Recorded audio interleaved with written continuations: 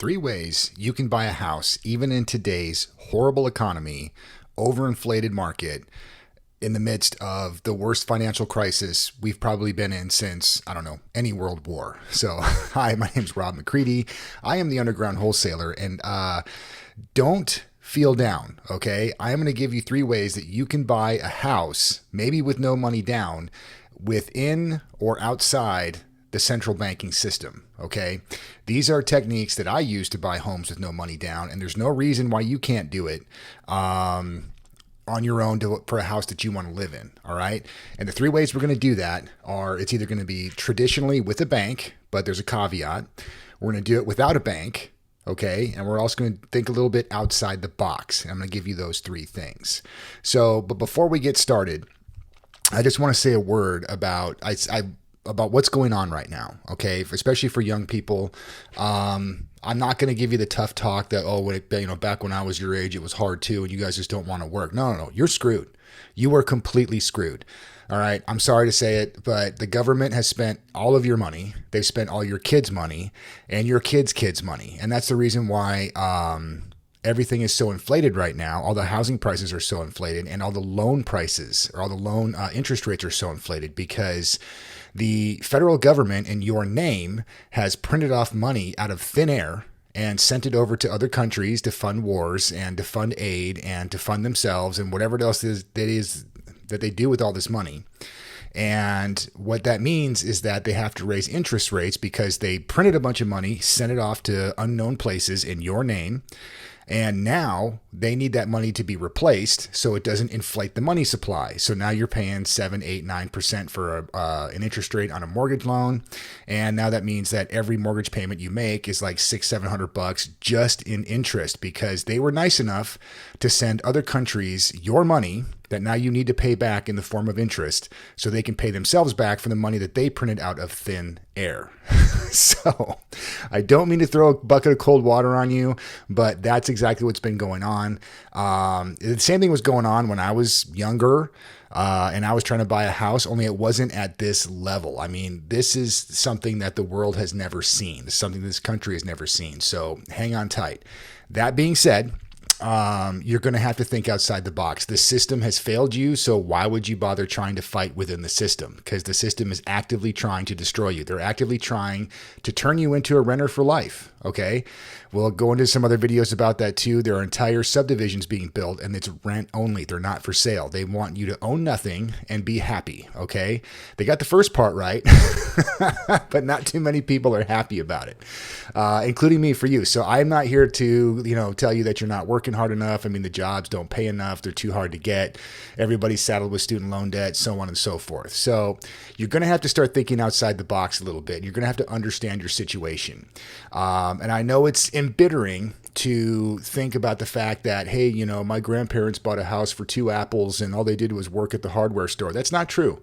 That's not true. Okay. Houses were pricey, only there wasn't as much money in circulation. So, if you bought a house for $20,000 in the 70s, that's because you only made $1,400 a year or something like that. I mean, it was, and I'm just making up numbers, but that's kind of the way it was. So let's not get it too wrapped up in, everything's so much more expensive and we're more screwed than everybody else. Right now, the market is super inflated. Right now, interest rates are through the roof. But when I bought my first house, it was super expensive too. It wasn't $500,000, it was $200,000. But $200,000 back then was way more money than I could even fathom because I was making like 40 grand a year. All right. And that was decent money. Okay. So without further ado, let's get into the 3 ways that you can buy a house, even in today's crappy market, but it's not going to be the way that you think. Now, open your mind. All right. Forget the bank. Open your mind. You need a house. You need a place to live. You don't want to be a renter forever, so you're going to have to get creative, all right? Believe it or not, even those of us who have houses now and have had some success, we had to get creative once too, and we're still getting creative, so don't think you're in this alone. Okay, first things first, with a bank. How can you buy a house with a bank backing you? Well, it depends on the house you want to buy, okay? So you're going to have to find a house. You're going to have to do your own work. Maybe you can work with a mortgage or a real estate person. And they're going to be working for peanuts now. So, you might find one who is willing to go out there and find dilapidated houses. All right. Where the owner's in a situation where they have to get out. Okay. They have to sell the house. It's either they can't live there anymore. They're getting foreclosed on. There's been a death in the family. They need to sell it. They're relocating. Okay. But they have to have equity, meaning that they have to have ownership in the house. That it has to be worth something more than what they owe on the mortgage. Okay. And they have to have equity and they have to get out. They need to sell and they can't get a traditional buyer, meaning that they can't go, there's not a normal buyer who's going to come in and buy this house because it's either dilapidated, it needs a ton of work, or the speed at which the owner needs to sell it. Okay. But typically you're going to find dilapidated properties, like the carpet's going to be jacked up, the paint, the ceiling, the bathrooms, the kitchen, all this stuff is going to have to be redone. They may even look unlivable. Okay. But this person's been living there, so fear not, it's not unlivable. So what you're going to do is you are going to find a person in a situation like that who has to sell their house. And this is exactly who I try to buy from when I was doing my real estate business, when I was doing wholesaling. And this is exactly the situation that we would look for. And these were gold mines. Okay. So what you're going to do is find somebody in that situation and say, hey, I can buy your house from you. Okay. And you're going to go talk to a credit union or a smaller bank. And if you're using a real estate agent, which actually I would recommend, get your real estate agent to work for you and tell them your plan. So, and after you find someone, go talk to a credit union or a smaller bank. Get creative. There's going to be a lot of people who might write a mortgage for this. So you're going to show them the house that you want to buy and explain that you need a mortgage to buy the house. Okay. You need your own mortgage to pay off the seller's mortgage. And then you also need money on top of that to fund repairs. Think it's impossible? This is exactly the way I bought my first house. Okay. So, and typically if they have enough equity, meaning that the after repair value is higher than the amount of money the bank is lending you plus repair costs, the bank will typically see this as a good mortgage. Okay. So go to the buyer. They have to get out. I'm sorry, the seller. They have to get out, offer to pay off their mortgage, maybe with an extra, couple grand or whatever it has to be so they can get out. And then you're going to get a mortgage for the place, which is enough to pay off the seller's mortgage plus what it's going to cost you to repair. Okay. And then you're going to live there for a couple of years. You're going to repair the place. You might have to gut it. You might replace all all of the bathrooms, the kitchen, the flooring, all that stuff, but who cares? You own a house, you own something with your name on it that's gaining equity that you can then either stay in or after 2 years, you can refinance out of and go buy another place that's super nice. Now, here is the asterisk that comes with it. When you sell a home, I don't quote me on these numbers exactly, but I think it's up to $500,000 is untaxed of profit. So let's say you are in it for $200,000. You sell the place for $550,000. Congratulations. That's $350,000 right in your pocket. No taxes. So something to think about. All right. Number 2, the second way you can get a house is without a bank. So the way to do this without a bank is start looking for lease options or owner lenders, okay, which means the owner is going to be the lender. Again, the way you do this is you look for people who need to get out of the house but can't or won't sell traditionally. All right, ask the owner to become the lender for you. Offer to pay them rent with the option to purchase after a couple of years. So if you're in a situation where maybe you can't get a mortgage just yet, maybe you don't have a credit history, maybe your job history isn't that good, well, what you're going to do is find someone with a house that isn't totally dilapidated, it's livable, where they have equity and they're willing to sell it under what the max price is on the market. Okay, they have to move. They have a time issue. They've had a death in the family. They're getting foreclosed on. Whatever it is, maybe you're going to have to make a down payment where you catch them up. Like let's say they're getting foreclosed on. Well, you're going to have to catch them up on their mortgage payments, okay? And let's say, it can't be too much money, but if it's less than $10,000, that's a pretty good deal. And then you just pay them rent every month, which they then pay the mortgage off with, okay? That's what you're going to do for them. I mean, and that's just one scenario. So you'll be paying them or you'll be paying the mortgage directly. Actually, that's probably what I would recommend. If they've already let the mortgage go and they haven't been paying it, then I wouldn't necessarily write them a check every month. They probably won't send it to the bank. So you might want to send a check directly to the bank. Say, hey, I'm going to take care of this. I'm going to take over and I'm going to pay your mortgage for 2 years, okay, which is going to get their credit repaired. It's going to get them fixed up. And then if that's the issue, and then you can live in the house 2 years, pay the mortgage, catch everything up. You can build your your finances up and your credit history. So then after 2 years, you can go to a bank and they will, and you can refinance the home, meaning that you can get a mortgage to pay off to buy the house from the original owner, and now it becomes yours. You have the mortgage. And the good news is that after a couple of years, the house should gain value. And then if you want to refinance out of it, sell it, then you might be able to make some money on top of what you've already put into it and what you got a mortgage for. So that's one of the ways to do it. All right. So without a bank, start looking for lease options, owner lenders, look for people who need to get the house, but can or won't sell traditionally. Ask the owner become the lender and then pay rent to them directly.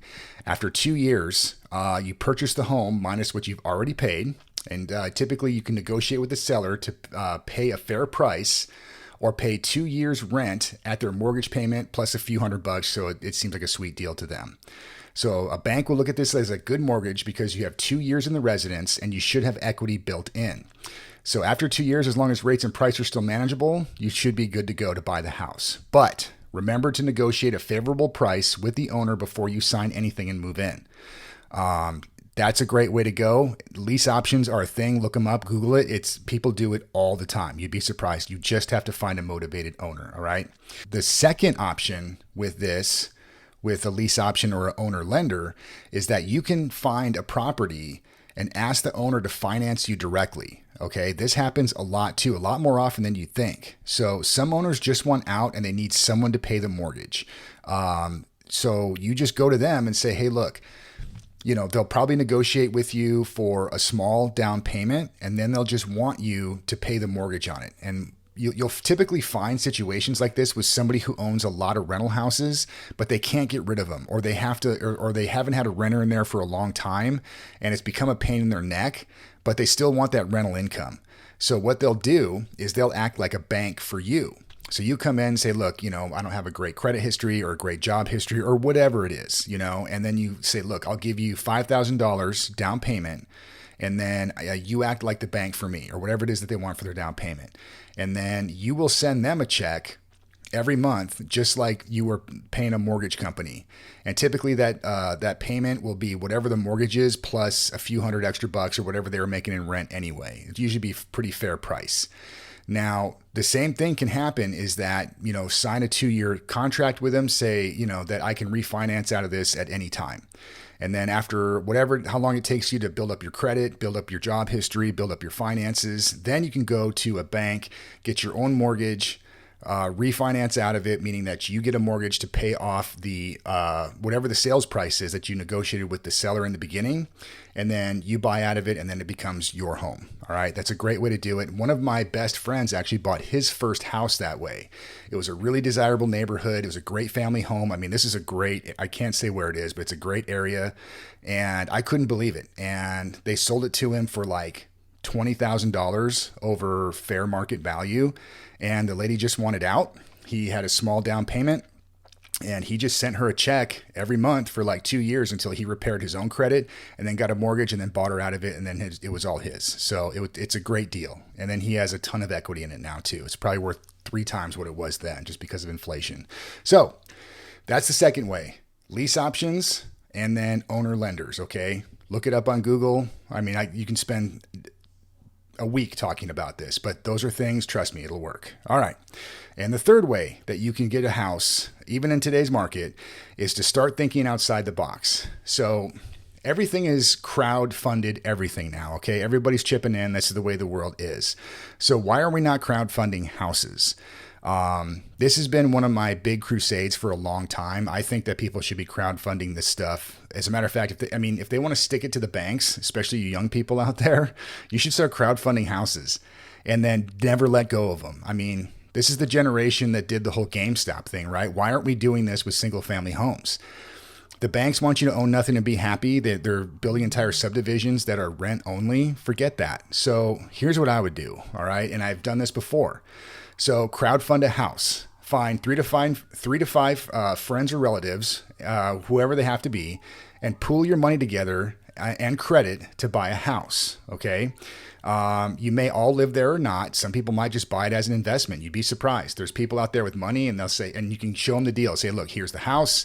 This is the money that I need. This will be your percentage of the house. And once you explain the deal and the time to them, they might say, hey, look, yeah, I'll drop $50,000 in on this house, because when you sell it 2 to 5 years later, they're probably going to get a pretty good chunk back, but that's for another time. But, all of you may live there, and that's a good thing. Everybody needs a house, right? Everybody wants to buy one. So find 2, 3, 4 of your friends who are all griping that they can't afford a house and be like, hey, look, let's all pool our money together, go in on a mortgage, and we'll all go buy a big house in a desirable area, and it'll be party time. All right. So you may all live there or not. And then what you want to do is sign a agreement that the home will be sold, let's say, in 2 to 5 years, okay? Because not all 5 people are going to want to live together forever. People are going to, lose jobs. People are going to switch jobs. People are going to get promoted. People are going to want to leave the city. People are going to get married. That's a big one too. So nobody wants to live with 4 other roommates forever. But no one's allowed to back out until then. So 2 to 5 years, whatever it is, usually the shorter the better. So let's say 2 years, you can't back out. So if you leave, you got to pay the mortgage. Otherwise, you're going to foreclose on their end of the deal. All right.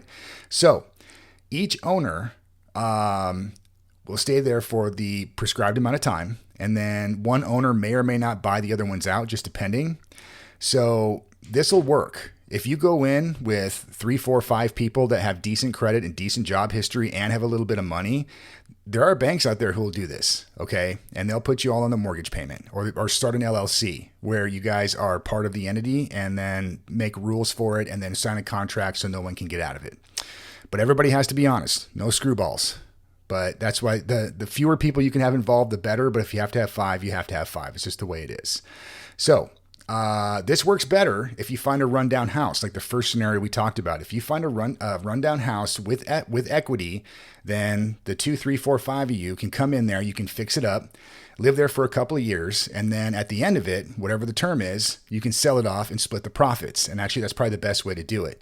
So not only will you guys and gals have credit history, you'll have financial history, but you'll also have a house that you fixed up and then can put back in the market for a pretty tidy profit after 2, 3, 4, maybe 5 years, especially 2 years. So, and then everybody can split and go buy their own homes. So that's it, guys. Not all hope is gone. There is hope out there, but you're going to have to start thinking outside the box. I hate to be the bearer of bad news, but it seems like things that are coming up, you're going to have to start thinking outside the box for a lot of things now, not just home buying, but it is possible. And if you just want to be a sheep, get led to the slaughter, then go to the bank and beg for a mortgage where they'll happily give you a 7 or 8% mortgage on a totally overinflated house that you can't afford. All right. Or you can start to get creative and look for things that not everybody's looking for, because everybody wants to hit the easy button. Everybody wants to get a mortgage on a mini McMansion, but it might not be like that for you. Even if you have a college degree, all right, even if you have, $120,000 a year job, you still might not be able to afford a house. So you're going to have to get creative. All right. So that's 3 ways to do it. So you can, with a bank, go find a dilapidated house that you can fix up. They'll write you a mortgage for that, especially if it has equity. Without a bank, start looking for lease options or owner lenders, or think outside the box, crowdfund it. Get everybody's heads together and credit and income, and you'd be surprised what the banks will do for you. So that's what we got for you. Check us out on theundergroundwholesaler.com, and I'll show you how to do this where you can make money for yourself. But if you get some value out of this, let me know. I'd love to hear it. Thanks. Do you want to get into real estate investing? Do you want to start wholesaling, but you don't know where to start? You don't have any money, and you don't even have a contract. On Amazon, you can buy my book, We Buy Houses Cash, the inside story of a wholesale real estate investor buying homes with no money down. This is the book that I wrote that gives you the A to Z nuts and bolts about wholesale real estate investing, as well as stories from live negotiations that I did that were a success and a few of them that went horribly wrong, so you can learn the right way to do wholesale real estate. Available on Amazon. Are you short on money? to fund your business, on this video and the link below, you can get to Fund and Grow, where they will give you the money to fund your business so you can actually get the leads that you need to start qualifying good sellers so you can get good deals in the front door and start making money and get your business going the right way. This is our website. You can get a link to the book right here. You can get a link to our contracts. These are the same contracts that I use to buy over $3 million of single family homes right here at the top, as well as links to Fund and Grow, where you can get your business funded.